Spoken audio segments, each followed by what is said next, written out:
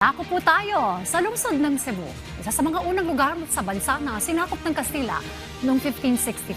Kakausap natin ngayon, Jessie Atienza, para sa update. Jessie.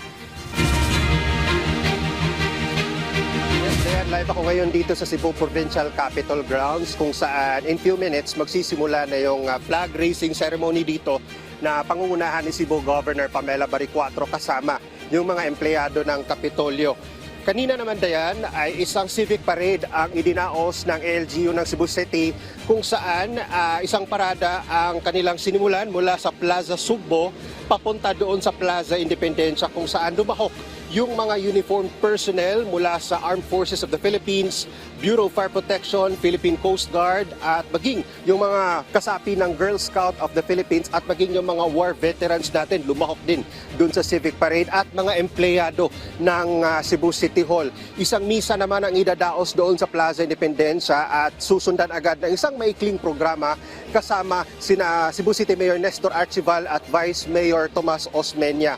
In a while, Dayan, isang flag raising ang gaganapin dito sa Cebu Provincial Capitol Grounds na agad naman susundan ng isang wreath-laying ceremony sa harap mismo ng estatwa ni Lapu-Lapu na isang kilalang icon dahil nga siya yung unang bayani ng bansang Pilipinas na naging simbolo ng kalayaan.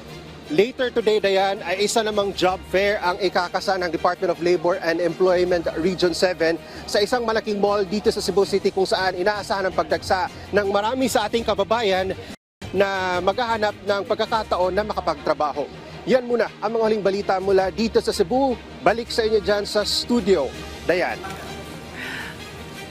Maraming salamat sa iyo, Jessie Atienza. Live mula po yan sa lungsod ng Cebu.